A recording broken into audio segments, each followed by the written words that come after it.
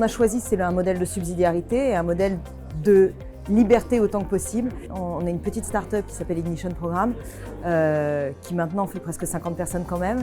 Mais quand j'ai démarré, j'étais toute seule. La seule chose que j'avais vraiment à offrir à mes collaborateurs, mes premiers collaborateurs, c'était la liberté que moi j'étais venue chercher dans l'entrepreneuriat.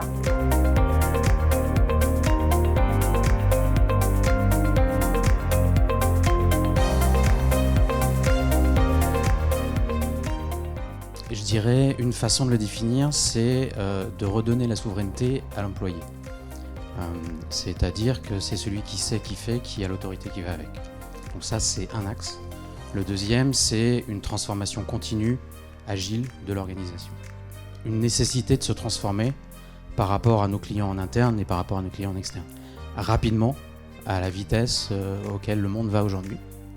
Et puis, c'est aussi de remotiver les individus, de faire sortir un peu toute l'attitude innovatrice de chaque individu, alors en leur donnant tout le potentiel qui peut se révéler à travers justement cette souveraineté.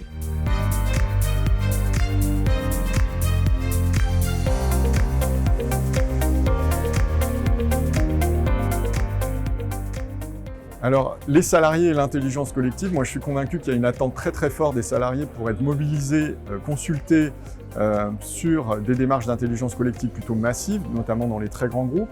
Je veux croire que les salariés sont matures et prêts à être interpellés sur des vrais sujets stratégiques, transformationnels, RH dans leur entreprise, pour peu qu'on les mette en confiance et on les motive en leur expliquant de manière très claire et très transparente les modalités de l'approche, typiquement quelle méthode, comment on va faire, quelle phase on va traverser et surtout pourquoi on va faire ça, pour quel livrable et qu'est-ce qui sera fait ensuite de ces actions-là.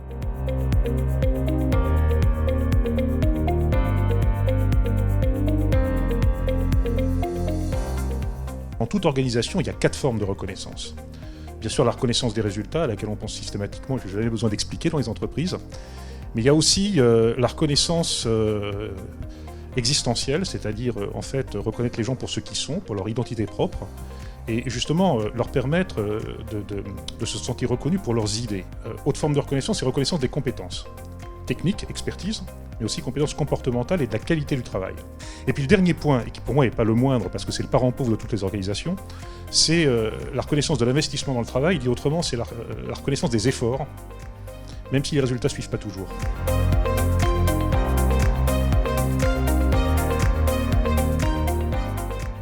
Bonjour, alors l'intelligence artificielle, oui bien sûr, elle peut servir le lien social. Ça permet de mettre en relation les gens à travers des affinités, des activités, des compétences également, et puis d'être un accélérateur en fait de mise en relation. Et puis l'intérêt si cette intelligence artificielle prend la forme d'un chatbot, c'est qu'on peut aller l'implanter au plus près de là où les utilisateurs ont déjà l'habitude de communiquer et d'échanger entre eux au quotidien.